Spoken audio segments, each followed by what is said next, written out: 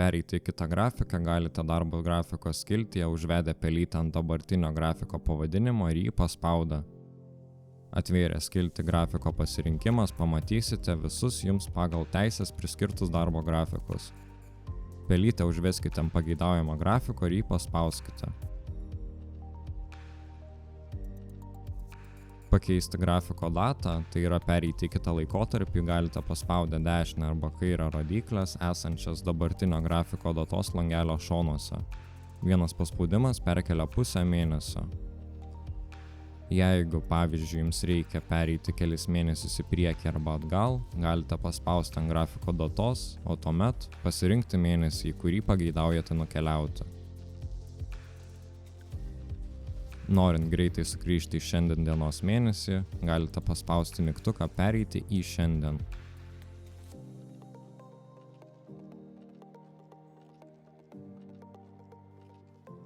Pridėti naują objektą dienoje galite užvedę pelytę ar paspaudę ant bet kurios pasirinktos dienos. Atsivėrusioje skiltyje pridėti galite pasirinkti, ką norite pridėti. Ar tai laisvadienis, ar nedarbingumas, ar nauja pamaina. Visus šios pasirinkimus rasite šioje skiltyje. Pridėjus pamainą, laisvadienį ar bet kokį kitą objektą, sistema automatiškai jį išsaugo. Apie sėkmingą išsaugojimą jūs informuoja žalia patvirtinimo ikona. Papildomai jokių mygtukų jums spausti nereikia.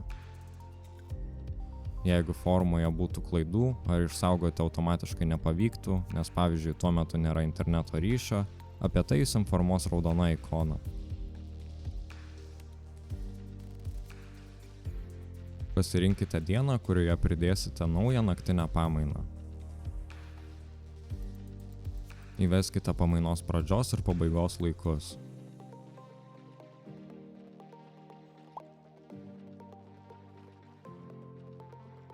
Naktinės pamainos nereikia skelti į 2 objektus, kadangi skaičiuodama sistema tai padaro automatiškai.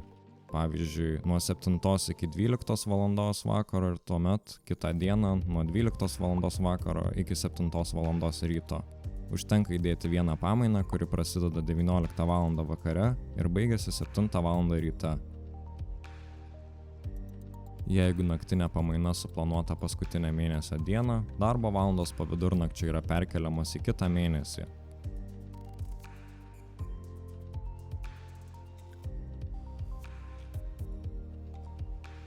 Pamaina vykstanti per naktį paskutinę mėnesio dieną yra matoma kitame mėnesyje ir atvaizduojama mažesniu ryškumu.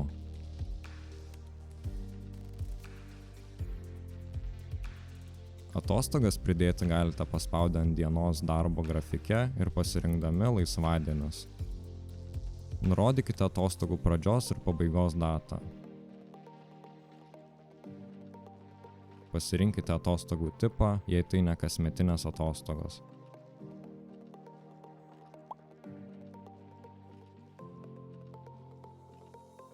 Svarbiausia, nedėliokite atostogų po vieną dieną.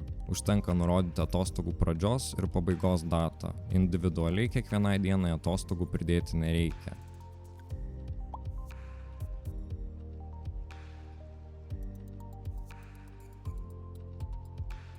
Išskleiskite skiltį filtras. Grafiką nufiltruoti galima arba pagal darbuotojus, arba pagal pamainas.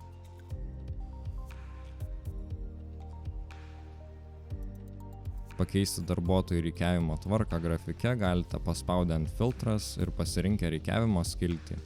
Standartiškai grafikas rikiuojamas pagal darbuotojų pareigas ir tada vardą, pavardę. Rikiuoti pagal sąraše nurodome tinkamiausią rikiavimo būdą jums. Rikiavimo būdas kiekviename grafike nurodomas atskirai. Tai yra, viename grafike gali būti rikiuojama pagal vardą ir pavardę, o kitame pagal pareigas.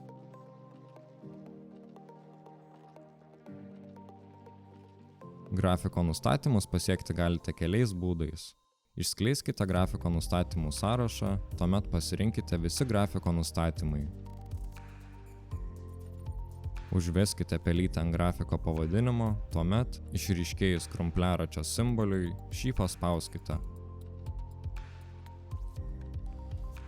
Išskleiskite grafiko skiltį, tuomet paspauskite krumpliaračio simbolį.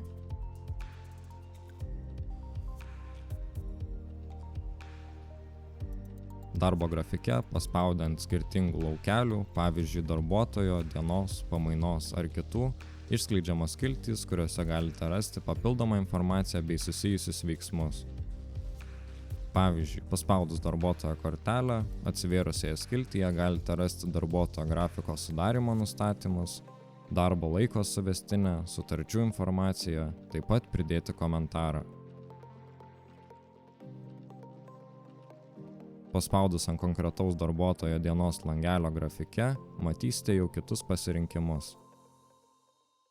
Pasirinkus pamainą, atveriamas skiltis, kurioje galėsite detaliai peržiūrėti informaciją apie pamainą, ją redaguoti, taip pat nukeliauti į šios pamainos faktą.